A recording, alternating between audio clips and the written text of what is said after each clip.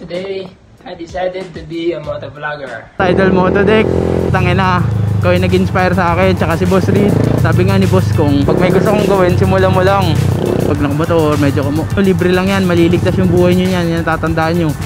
Dapat gigil kayo. Gigil kayo sa mga gusto nyo makuha sa buhay. Ay, putang ina, sobrang traffic. Let's go mga pre. Kung nagawa natin to, magagawa nyo rin. Tangina, ito nga pala yung first vlog ko. Cellphone lang gamit ko, tsaka itong Motowolf na cellphone holder mga pre. Tangina, pag nahulog ng cellphone ko, yak talaga. Tangina mga pre. Pero yun lang, nagsisimula lang ako, no. Pag may gusto kong gawin, simulan mo lang. Yun ang mahalaga, makapagsimula ka. Huwag kang gumawa ng kahit anong excuse, putang ina. No excuses mga pre.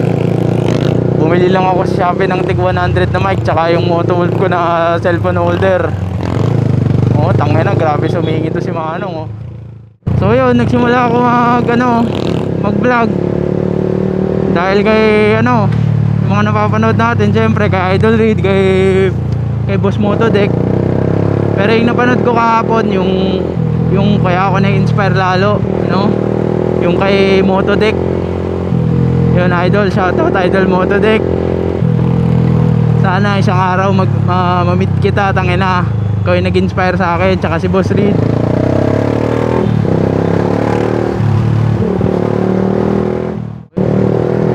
Kung may gusto kang abutin sa buhay, simulan mo lang, diba? Sabi nga ni Boss kong, kung nahihirapan ka, tuloy mo lang. Kung malungkot ka, iiyak mo, diba? Basta tuloy mo lang, simulan mo lang. Di mo mamalayan, nandun ka na. Mga inspiration ko para sa inyo mga pre.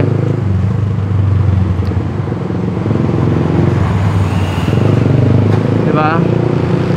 Kaya nyo yan, walang imposible. Walang imposible sa taong determinado at may pangarap mga pre, yan tatandaan nyo.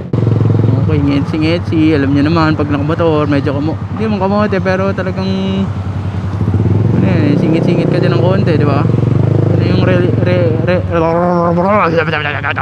realidad, no? Realidad, Idol. Yan, kunyari tatambay ka dyan sa ilalim ng truck na yan, puko nang ina. Pag nasagasaan ka nyan, walang magagawa, helmet mo dyan, no? Kahit tata AGB helmet mo dyan. Kung gusto nyo palang malaman kung ano yung motor ko, naka-sniper lang ako, sniper 150. Mga sniper 150 dyan, taas kamay. Naka lang ako, exhaust, bilhin exhaust pipe mga idol. Di ko pa alam kung ano yung tatawag ko sa inyo, diba? Kung ano yung pwede nating tawagan, mga kagigil na lang siguro, no? Mga kagigil. Ayun, kasi medyo signature sa akin yung gigil eh. Minsan kasi pag nanggigigil ako, yung panga ko talagang nagkikis-kisan kasi nga gigil eh. Pero hindi naman ako gigil sa silinyador mga idol. Gigil lang.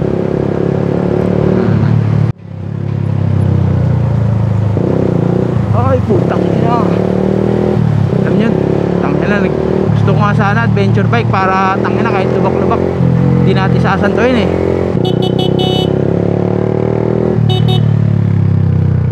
Huwag niyong kakalimutan gumamit ng signal light at busina mga idol. Signal light at busina, pinakamahalagang magliligtas sa inyo. Kailangan kasi ipaalam nyo palagi na nandyan kayo, no? Paano nyo mapapalam? Sound, di ba? Mga ganyan, di ba? Visual, kagaya ng ilaw, di ba? Basta kung alangan kayo, magbusina kayo, huwag nyo tipirin yung busina nyo, libre lang yan, maliligtas yung buhay nyo yan, yan tatandaan nyo. Assume nyo na invisible kayo sa iba. Yun yung pinaka kailangan defensive kayo, lalo na pag nagmamotor kayo.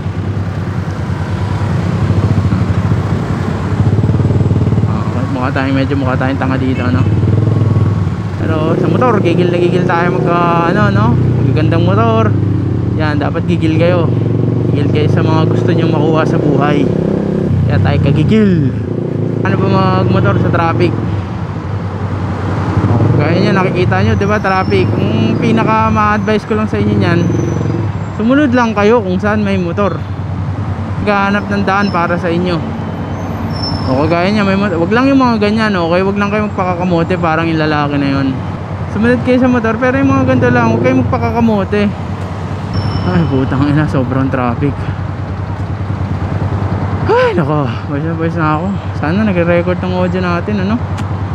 Oh, dito na tayo. Haba ng pila, mga idol, oh. Let's get ready to rumble. Million bands around the world. Gagaya natin yan. Million bands around the world.